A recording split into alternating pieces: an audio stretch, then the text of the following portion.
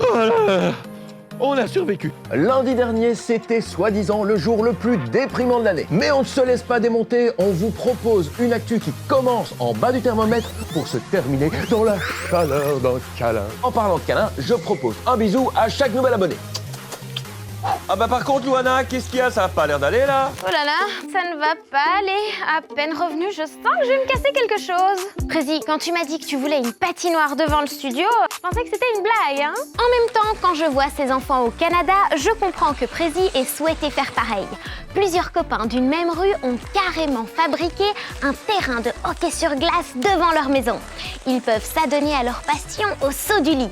Un rêve rendu possible par les fortes chutes de neige et les températures polaires qui s'abattent sur le Canada en ce moment.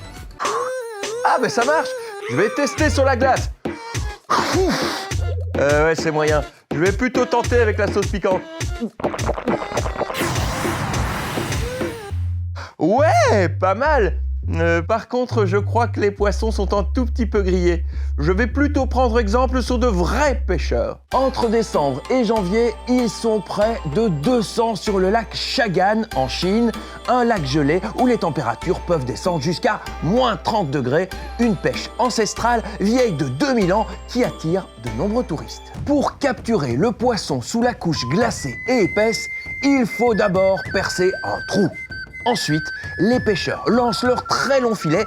Des chevaux sont finalement utilisés pour les remonter et ramasser les poissons, des poissons très frais. La prise du poisson, c'est une scène tellement incroyable à voir. J'étais tellement excitée, j'ai pris des tonnes de photos. Le lac Chagan est l'un des plus importants lacs d'eau douce en Chine et il regorge de poissons, au point que la pêche hivernale est entrée dans le livre des records avec la plus grande quantité de poissons sortis des eaux, 168 tonnes en quelques jours. Alors, pour remercier ce lac, les pêcheurs dansent pour lui rendre hommage. Remercier la nature parce que c'est beau. Quoi? Je dois faire la danse du poisson. Pourquoi je suis coincé dans un congélateur? Ah bah ça... Moi, tout ce que je voulais, c'était trouver de la glace pour construire un jeu. Hokkaido, c'est l'île japonaise la plus proche de la Sibérie. Il y fait tellement froid que les habitants ont décidé de s'amuser avec ce carrousel de glace. Pour le construire, rien de plus facile. Il suffit juste d'un grand compas, d'une bonne scie et de vos jambes pour faire tourner la plaque de glace.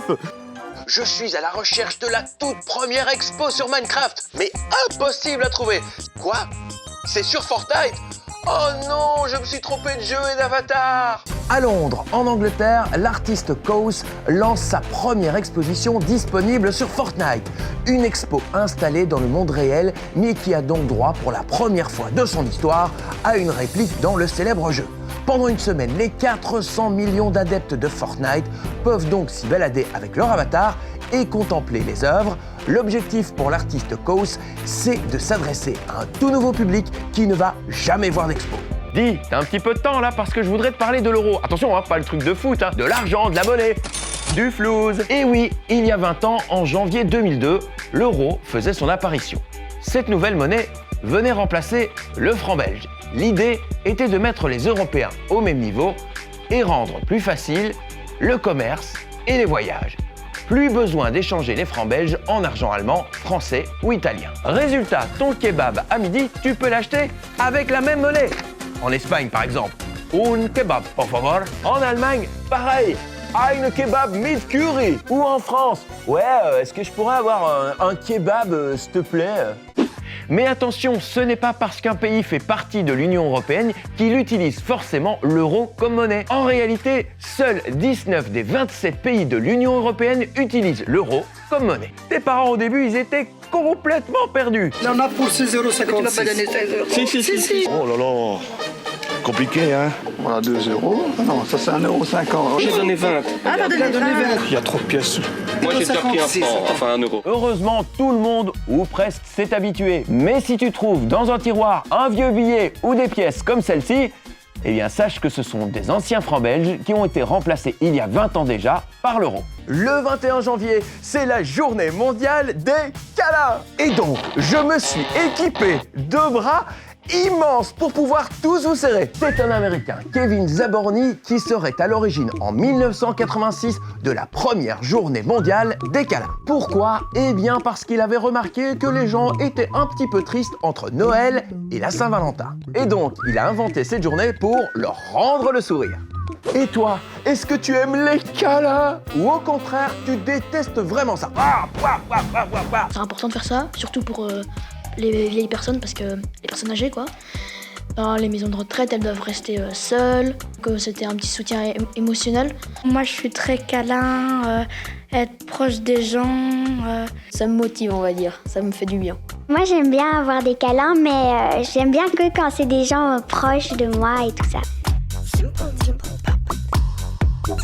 Alors, mes petits poulets, comment ça va? Vous êtes prêts pour ce nouveau rendez-vous? Bien sûr que t'es prêt. Mais évidemment, toujours. Ils ont des questions, on a des réponses, ça peut commencer. C'est parti. Quand je veux faire un câlin à Zoé, elle me dit non. Pourquoi? Bah Enzo, si tu veux savoir pourquoi, il vaut peut-être mieux demander directement à Zoé. C'est la mieux placée pour te dire pourquoi elle ne veut pas te faire des câlins. Mais ce qui est très important à retenir, c'est le non. Quand quelqu'un te dit non pour un câlin, un bisou ou même pour prêter un stylo, tu dois respecter ce non. Ça s'appelle un consentement. Le consentement, c'est quand la personne t'autorise de lui faire un câlin ou d'emprunter ses affaires. Et Enzo, si je peux me permettre, hein, je sais, c'est pas cool de se prendre des râteaux. On est tous passés par là, hein, petit poulet, on est tous passés par là. Mais un jour, tu trouveras la bonne et elle te dira « Enzo, je t'aime ».